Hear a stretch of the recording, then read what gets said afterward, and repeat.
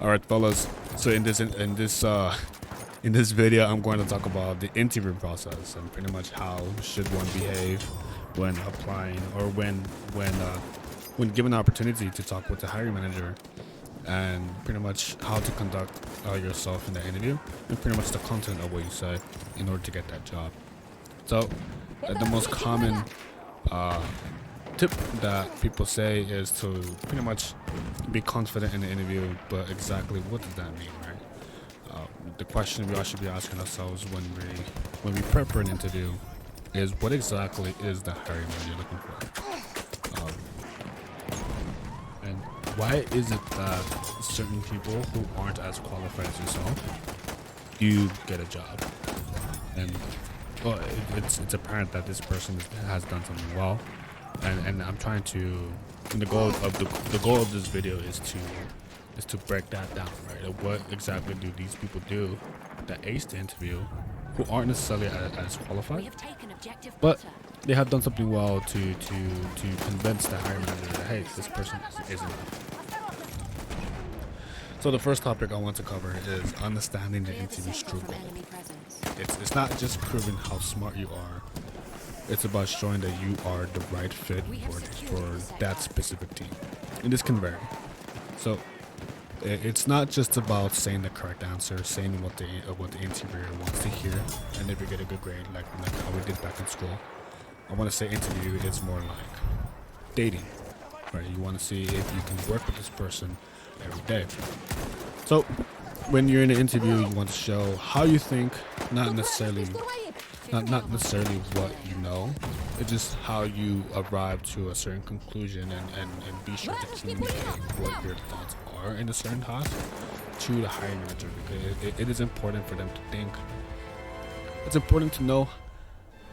It's important for them to know how you think in order for them to understand your levels of how far your thought process goes, how many different possibilities you can reach, and out of the many results that could happen, your reasoning may not reach the optimal outcome, but the reasoning behind it is what they're looking for. So the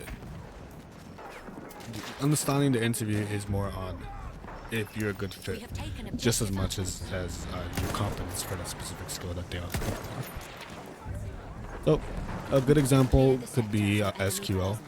So if you're a candidate that has a certificate and that shows a certain mastery on SQL, but if you can't explain your certain process, or if you can't collaborate with the rest of the team, then it's not necessarily a good thing for them to hire you, because they may look at it as, okay, this person is not willing to collaborate or can't collaborate, and this looks like more of a risk than a hire. So the second point is I want to say arguably the most important out of the few that I'm going to cover right now. The second point is mastering storytelling. So they always ask, tell me about a time that you've done something,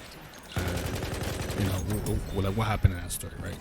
So pretty much is we all heard about the STAR method. I think it's pretty accurate and gets straight to the point on how to go about a certain story that you want to convey, and tells you exactly what to touch on in order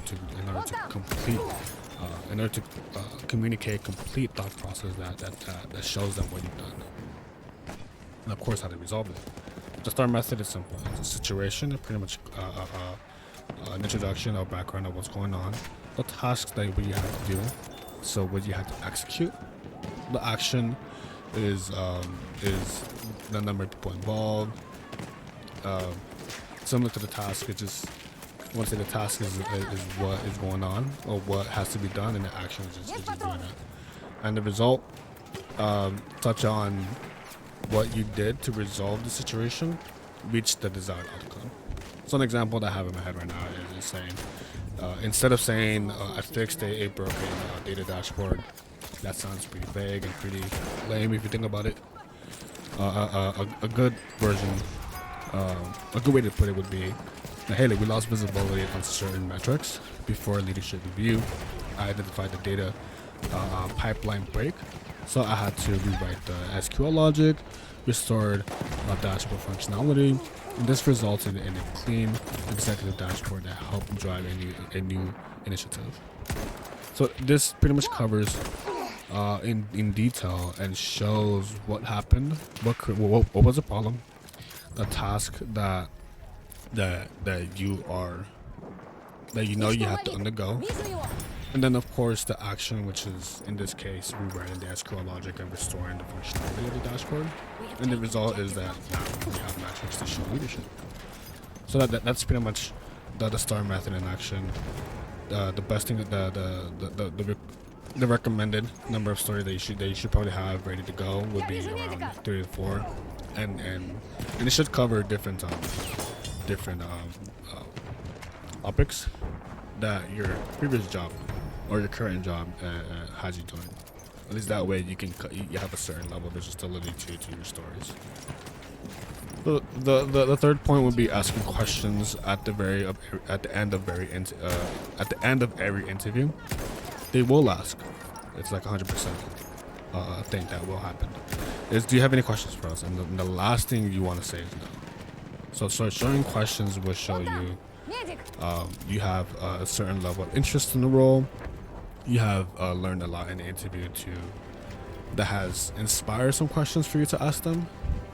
So here are the better questions that you should ask. One of the better questions is, hey, like, how does success look in this role within the first 90 days? It could be 90, it could be 60, it could be 30, but most of the time there is that probationary period that is probably 30 or 90 days. So putting this question in front of them and asking, hey, like, how does success look like? To what metrics am I going to be held to? Is 100% important. It shows that you want to be able to, you want to know what you should do, what to achieve in order to satisfy your hiring managers. A second question that you should ask is how does team define a good collaboration? Right? Is it frequent meetings that provides a status report, or is it more through email chains, or is it more like, okay, we have a good partition of the workload, and we have you can either slack your colleague or ping the colleague through Teams. Pretty much trying to get a good idea of how does a good collaboration look like for when it comes to the perspective of the manager. And of course, the better question is, how does growth look like in this role? So if we're just starting off in an entry-level role, growth is practically endless. But of course, certain roles are like, or specifically tailored for a specific function within the team, and there isn't necessarily a clear or direct pathway to increase the role. I mean, there's always enough work going around that can add to your responsibilities, but at the same time, if we're going to add responsibilities to your plate, we want to be fairly compensated for those responsibilities. The questions to avoid is never ask how much time do you get off. One of the worst questions you can ever ask is like, what does the company do again? Just ask real questions that promote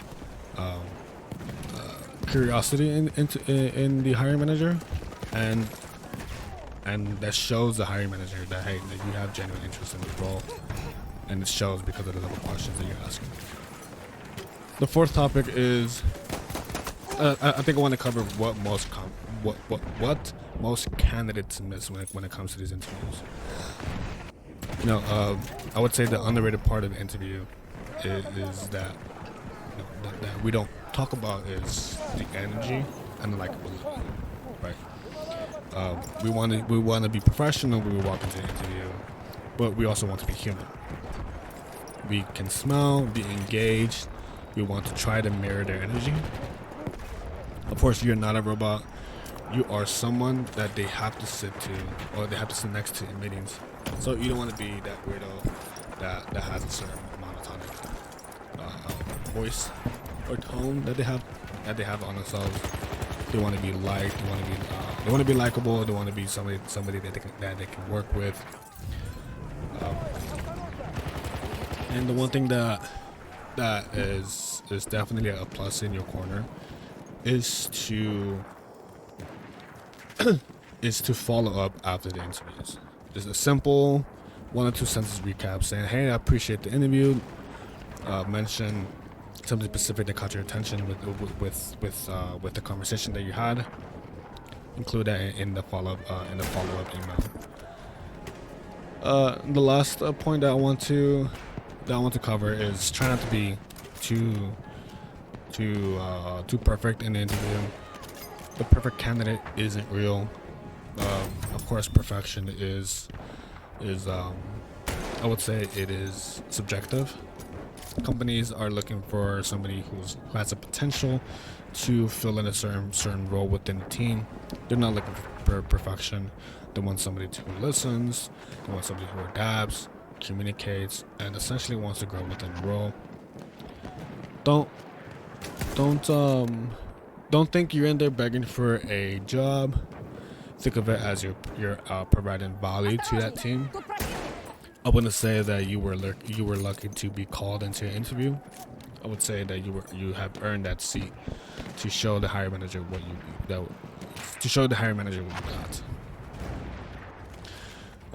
The bonus topic that I want to cover is providing value to the team. I can't stress this enough in saying that, hey, like the team has found a gap in their process and they're looking for somebody to hire to fill in that gap. What is this gap essentially? What does that mean for you and me? What essentially means is that they're looking for somebody to provide value to the team. And the value is simple. They need something done. Your job is to communicate how much value you can provide to that team. They're hiring for a reason. Be the reason that they hire you for.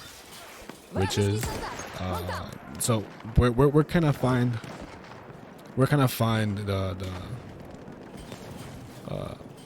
the specifics to how I can provide value to the team? It is essentially in the job description. You can go through, read it, and understand exactly what they need, right? And then derive questions from the job description in conjunction with the content of your interview, in order to be able to clearly state what's the value that you provide to the team. Alright then, fellas, that's pretty much all I wanted to talk about today, is how to ace that initial interview.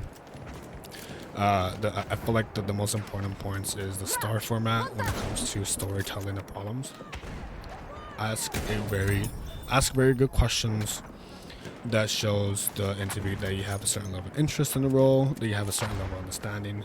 And the third one is to essentially be able to communicate the type of value that you bring to the team. And the value is easy to understand once you know what are the deficiencies the team has experienced on their end. Pretty much the main reason why they are hiring. Alright then, fellas, later.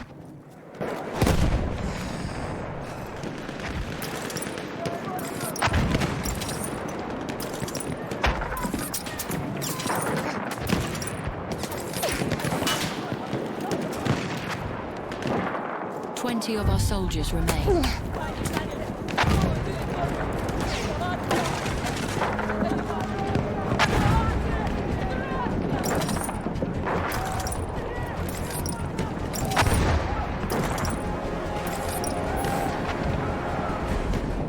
Вижу пулемет!